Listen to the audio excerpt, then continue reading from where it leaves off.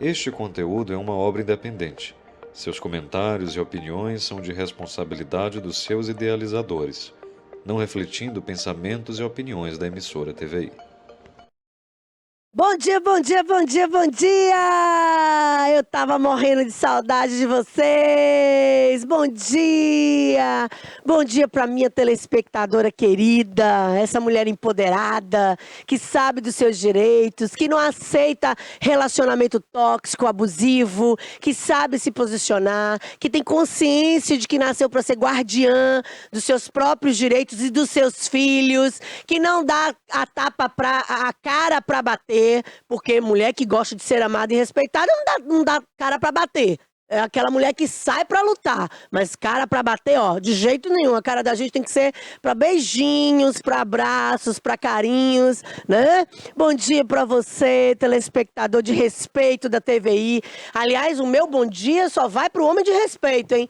Se você é daqueles que está em casa, mas que adora gritar com sua mulher, que não sabe respeitar sua mãe, suas filhas, suas colegas de trabalho, ó, tem um ditadozinho que eu dou como dica, ó, no lugar que se ganha o pão, não se come nem se compra a carne. Ô, Uso, que história é essa? Se come a carne. Não, mas tem muita gente, tem muito homem aí que gosta de comprar a carne para depois comer. Você entendeu, né, o que eu quis dizer? Mas meu bom dia só vai pro homem de respeito. Aquele que tá passando na rua, você tá vendo uma mulher precisando de socorro, vai ser o primeiro a pegar o telefone para ligar pro Disque 80, Disque 190, 180, vai dar aquele apoio, não vai fingir que com ele não tá acontecendo nada, que ele não tá vendo nada, não. Meu telespectador da TVI é um telespectador alto nível. Portanto, meu bom dia se direciona a você. Olha, hoje o Ela por Elas está mais do que especial. Eu vou entrevistar a queridíssima Subtenente Ângela. Seja bem-vinda, minha querida. Muito obrigada. Muitíssimo obrigada. Que satisfação ter você aqui. Ô, gente, vocês não sabem a alegria que eu fico quando eu vejo uma mulher assim de farda, empoderada, no lugar de autoridade, usando batom. Mostra Batonzão, que né? um batonzão, né? Um batonzão. Mostra que a gente chegou chegando. Verdade. E que lugar de mulher? É onde ela quiser. Onde ela quiser. Seja bem-vinda, querida. Eu tenho uma admiração pessoal por você absurda. Não escondo isso de ninguém. Eu acredito que você, além de ser uma profissional excepcional, você é um ser humano fantástico. Um ser humano empático, aquela que se coloca no lugar da mulher, da outra, que sente a dor, que se preocupa. Você não ocupa o lugar que você está ocupando à toa, né? Você tem uma luz própria, é uma coisa assim que a gente consegue ver, inclusive dos lugares mais obscuros e escuros. De tão linda, de tão maravilhosa, de tão competente que você é. Muito obrigada por ter vindo. Obrigada pela oportunidade de te entrevistar, tá certo? Joia. E eu fico muito feliz em saber que agora, há quase um mês, há um mês mais ou menos, você é a nova responsável pela Ronda Maria da Penha em Itabuna. Exato. Que responsabilidade, hein, Ângela? Conta pra nós. Enorme, enorme. Enorme. Primeiramente, muito obrigada pelas palavras. A recíproca é verdadeira. A admiração que eu tenho por você como pessoa e como profissional também é igual. Você é realmente diferenciada. E eu gosto dos diferentes. Muito obrigada pelo convite. Obrigada pelo privilégio que você está me dando nesse momento de falar sobre a Ronda Maria da Penha, para falar sobre violência contra a mulher, que é uma grande paixão. Sim. Como você falou, assumir o comando da Ronda Maria da Penha é de fato uma responsabilidade muito grande. E eu me sinto de igual privilegiada pela confiança que o meu comandante ele teve em me passar essa missão. A Ronda Maria da Penha é uma missão para mim, além de um propósito, mas eu me sinto lisonjeada de ter sido vista pelo comandante da unidade, como o Tenente Coronel Robson, como uma pessoa que poderia estar à frente desse trabalho, né, ajudando outras mulheres, mostrando para outras mulheres, inclusive a sensibilidade dele nesse aspecto. Sim. O Tenente Coronel Robson ele é muito sensível às causas das violências contra as mulheres. É uma pessoa que pontua muito a necessidade desses atendimentos, desse cuidado. Então, abraçar essa missão para mim é, além de tudo, além de gratidão pelo reconhecimento, né? Mas é também, como eu te falei, é o privilégio de poder estar fazendo uma coisa que eu gosto, particularmente gosto muito. E, na verdade, o Tenente Coronel Robson, ele conseguiu olhar para você como a gente olha para você. E eu vou te falar por que eu digo a gente olha para você. Porque além de ser profissional, advogada, que atuo na área defendendo mulheres, eu sou uma das acompanhadas da Ronda Maria da Penha.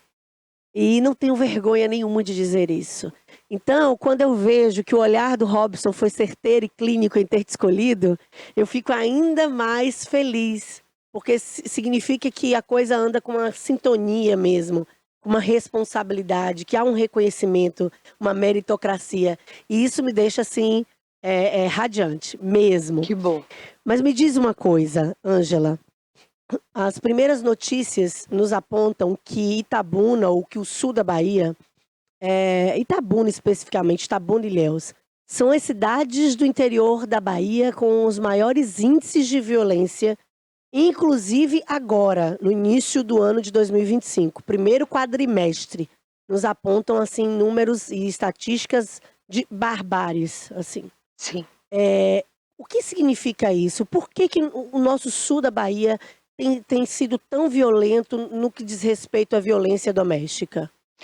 Úrsula, a gente se depara aí com uma situação que é muito complicada quando a gente trata de violência contra a mulher.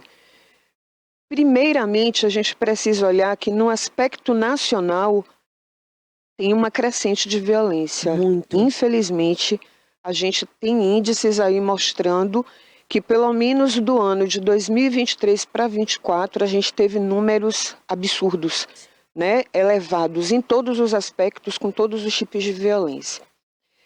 Quando a gente traz para a Bahia, a gente infelizmente ainda atravessa esse deserto, e que eu arrisco dizer que é o deserto da desinformação e da impunidade, por que não?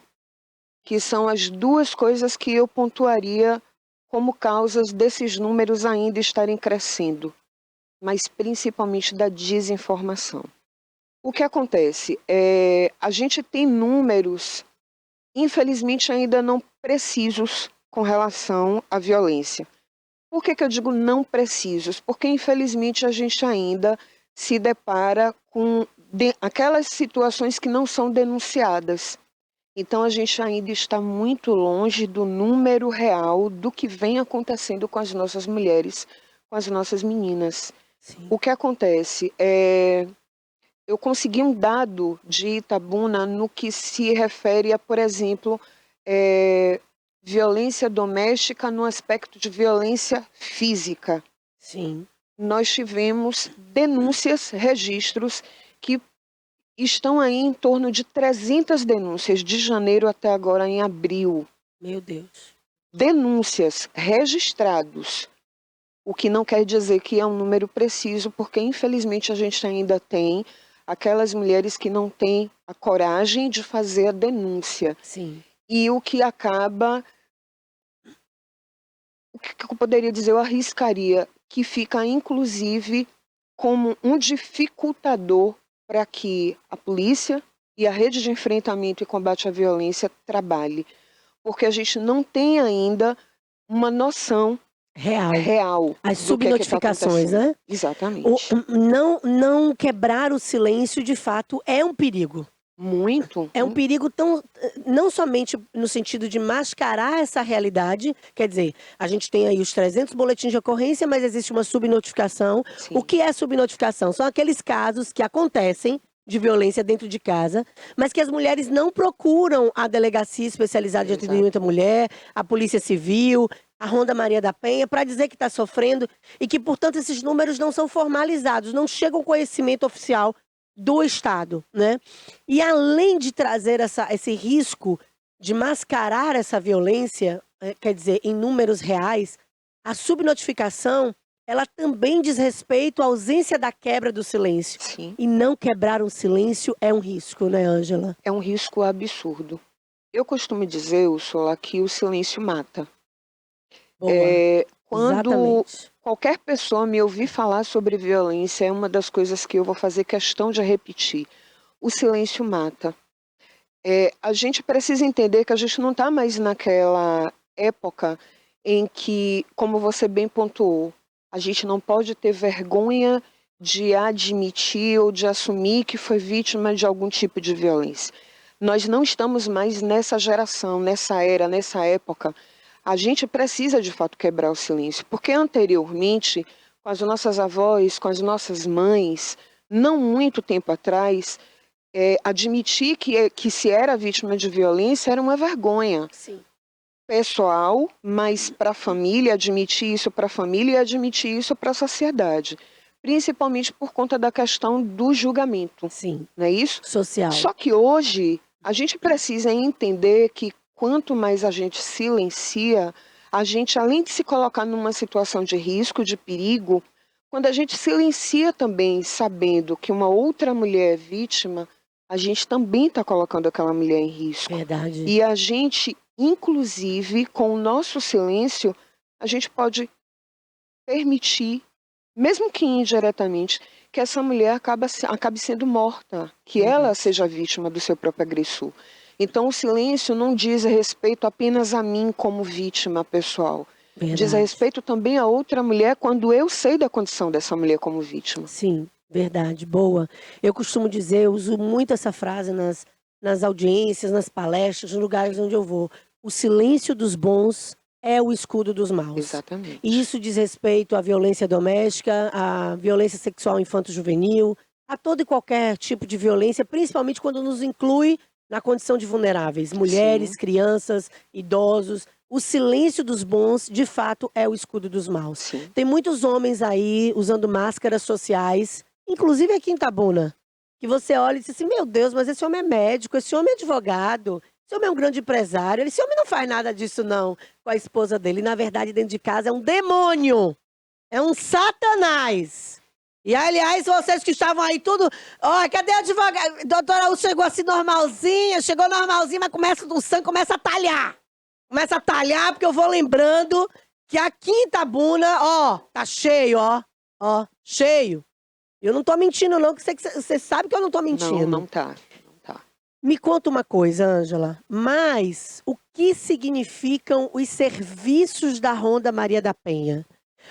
A propósito, o que a Ronda oferece, além de um acolhimento excepcional, que eu sou suspeita, aliás, eu sou acompanhada pelo Robson, pela Kelly, quero deixar um beijo para os dois, muito queridos, muito competentes, muito especiais.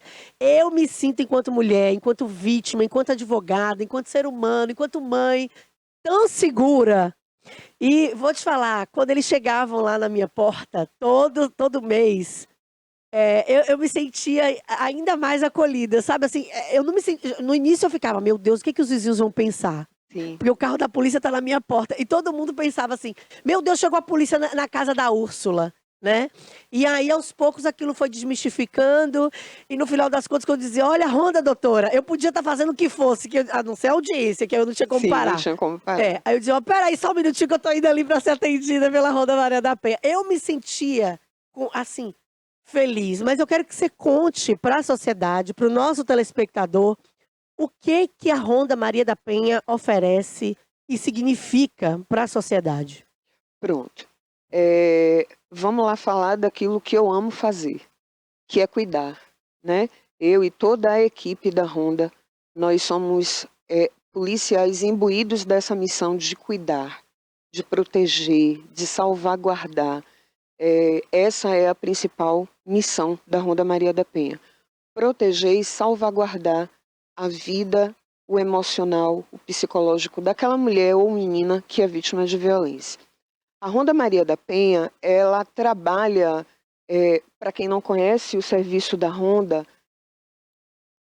com aquelas vítimas que têm medida protetiva de urgência.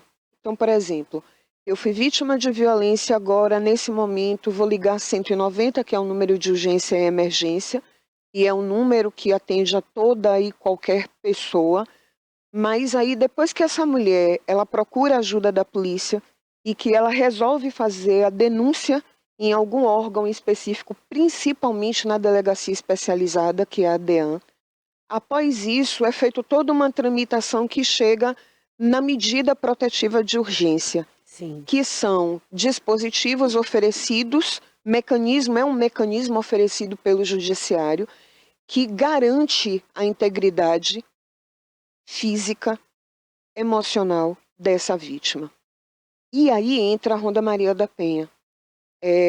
O judiciário, o Poder Judiciário, ele encaminha essas medidas protetivas para a gente, para que a gente faça contato com essa vítima e a gente ofereça os nossos serviços, que são serviços de fiscalização, é um serviço de acolhimento. Esse serviço de fiscalização, ele engloba rondas onde essa mulher mora, no entorno onde essa mulher mora, o contato pessoal, que é imprescindível. A Ronda Maria da Penha, ela precisa ver a vítima. Por que, Ângela, precisa? Porque ela tem que saber se essa vítima está bem, se não está sendo agredida, se está viva, Está sendo se ameaçada, está sendo ameaçada. intimidada. Então, esse contato da Ronda, esse contato pessoal, permite a essa mulher que ela tenha essa segurança de que ela está de fato protegida. A Polícia Militar, ela é apenas um dos mecanismos da rede de enfrentamento e combate à violência à mulher. Então, quando a gente vai até essa mulher e oferece os nossos serviços, é para que ela se sinta segura. Quando a gente faz a visita, que é periódica, vai depender muito do nível de gravidade, né, que ela foi submetida. Essas visitas, elas podem ser diárias, a semanais, a quinzenais, a mensais. A gente estabelece o nível de risco dentro daquilo que vem dentro do processo e daquilo que ela relata para a gente. E aí a gente tem, inclusive, um número funcional, que é um número que só elas têm e dispõem para, no caso de uma emergência. Então, eu estou sendo ameaçada agora pelo meu agressor, eu estou sendo agredida por ele ou qualquer coisa do tipo. Essa vítima, ela tem um número em que ela liga diretamente para a equipe da Ronda Maria da Penha. Boa. E o atendimento é feito de imediato. Maravilha. É um atendimento priorizado para ela. Sim. O que não quer dizer que ela deva dispensar o 190. Mas esse telefone funcional, que é apenas para elas, é para que elas se sintam mais seguras ainda. É para que elas entendam de que quando elas ligarem, elas vão ser atendidas de imediato. Elas não vão ficar esperando. Verdade. Elas não vão ficar aguardando. E é real, e acontece, E é acontece. efetivo, e funciona. Eu tô falando isso, gente, porque eu já me utilizei e outras pessoas que eu acompanho, amigas, clientes, parceiras, enfim, também. E é muito efetivo, muito mesmo. É um trabalho brilhante da Polícia Militar, brilhante. Eu sou, assim, apaixonada, mesmo. Quando falo assim, eu agora tenho até amigos policiais. É Eu verdade. me orgulho em falar. E é interessante que se pontue também, Úrsula, que incluído nesse serviço que a Ronda Maria da Penha ela oferece, a gente oferece também alguns serviços de acompanhamento. Por exemplo, tem Boa. aquela mulher que vai para uma audiência, ou na DEAN, ou na própria Vara Crime, e ela vai ser confrontada, ou ela tem o receio de que o agressor, que o suposto agressor esteja lá. Ela faz esse contato com a gente e a gente faz o acompanhamento dessa mulher, Maravilha. justamente para oferecer essa segurança para ela. Não, meu agressor vai estar lá. Ele é extremamente agressivo, eu estou com medo dele me fazer alguma coisa. A equipe da Ronda Maria da Penha vai estar lá ao lado dela para garantir, principalmente, que esse agressor ele não se aproxime. Boa, maravilha. Isso inclui também as audiências virtuais ou só audiências físicas? Por enquanto, só as audiências físicas. Sim. Mas que é extremamente Mas importante. o que não impede de que a Ronda Maria da Penha atue caso haja necessidade. Sim. A gente vai avaliar caso a caso. Boa. Por enquanto, ainda não necessitamos fazer, não Boa. houve nenhuma solicitação. Boa. Mas caso haja, a gente estuda, a gente avalia a situação. Sim. E a gente participa sim. Maravilha, maravilha. E cabe aos advogados que vão acompanhar essas vítimas em situações como essa, se for uma audiência virtual, comunicar aos juízes, dizer, olha, a minha cliente tem uma medida protetiva, não pode estar nem no mesmo ambiente virtual que o seu agressor. Porque pode parecer bobeira, né? para outras pessoas que estão de fora, mas está no mesmo ambiente virtual que o agressor, ali sendo acompanhada virtualmente, monitorada pela câmera, por ele em tempo real, traz medo, traz Sim, angústia, traz sim, pavor. sim. Tem um abalo emocional, né, Tem, ali. tem. Só o fato de visualizar o seu agressor Já é motivo para já causa um perder abalo. o Sim, equilíbrio. sim. Ângela, veja só. O 19º Fórum Nacional de Segurança Pública nos informou que todos os tipos de violência contra as mulheres cresceram absurdamente. E Muito. que nós somos o 5º país do mundo. Eu falo isso aqui toda semana, parece mantra. E olha que eu nem sou adepta de mantra, mas eu falo isso aqui toda semana para que vocês saibam o nível de gravidade. Parece assim que somos um país em estado de guerra no tocante aos índices de violência doméstica. Nós somos o 5º país do mundo que mais mata mulheres. Mais mata mulheres. E eu queria perguntar para você sobre a importância de observar os sinais. Porque muita mulher disse assim, mas ele não me bateu. Você já ouviu isso? Muito. Não já? Muito. Qual que é a importância de observar os sinais? E outra, porque aí você já emenda. Bater não é a única forma de violência. Infelizmente, nós temos outras, né? Sim. Infelizmente. Você pontuou muito bem com relação ao 19º Fórum, porque quando a gente olhar para as nossas mulheres, as nossas meninas que estão acompanhando, é importante que pesquisem. Nós temos dados muito claros do Fórum Nacional de Segurança, lá fala sobre os números gritantes e que aumentaram muito, né, no último ano, com relação às violências, como eu tinha falado logo no início do nosso bate-papo. São números gritantes, são números que nos preocupam muito e alguma coisa precisa ser feita. Quando a gente fala sobre a falta de informação, é imprescindível que a gente busque saber o que é violência de fato. A gente está acostumado, infelizmente, culturalmente mal informado sobre isso. Porque a gente acha que quando a gente fala de violência, a gente só está falando do tapa, do soco, Do do empurrão, empurrão, do chute. do tiro. Porque, infelizmente, para as mulheres, isso é violência. A violência física, que é aquela que deixa marca, que é aquela que fere o corpo, que é aquela que sangra. Infelizmente, não é. E a gente arrisca ainda dizer, e você bem sabe disso, que a violência física, que logo após, se não trabalhada, culmina num feminicídio, são apenas é o final, na verdade, de uma série de violências que a mulher vive. Como você bem falou, a gente precisa atentar aos sinais. A violência não começa pelo tapa. Verdade. E aí eu preciso dizer para você, mulher, que acha que a violência é o tapa, é o soco, quando a gente fala assim, você já apanhou, você já sofreu, melhor dizendo, você já sofreu algum tipo de violência? E bom número das nossas mulheres falam assim, não, eu nunca. Porque essa mulher nunca tomou um tapa. Ela Sim. nunca tomou um empurrão. Mas a gente começa por violências que são quase que imperceptíveis.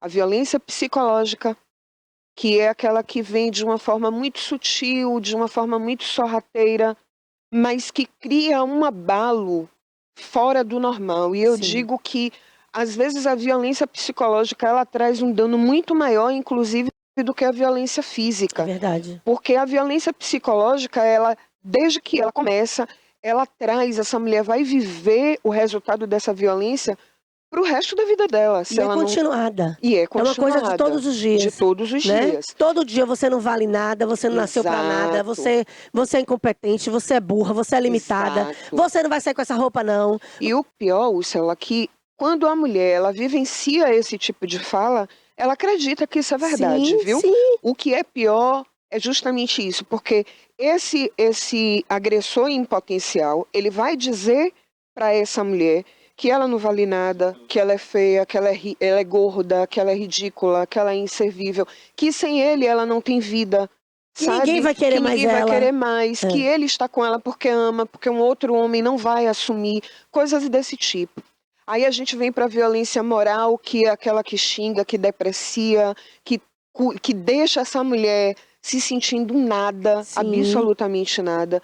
E aí, a depender da continuidade dessas violências, aí vem a violência física, quando os ânimos estão elevadíssimos, estão alterados.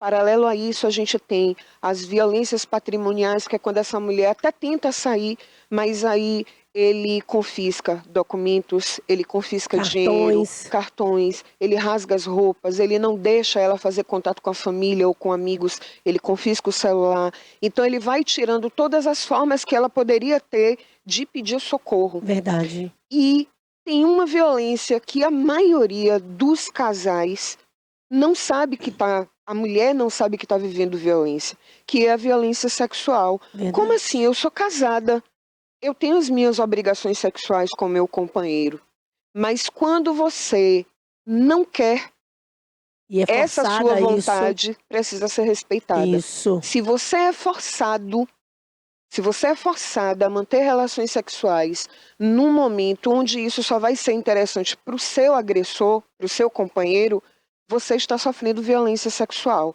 Além de outros Verdade. aspectos dentro da violência sexual. Sim. As importunações, os abusos. Sim. Quando você, por exemplo, é proibida de tomar anticoncepcional.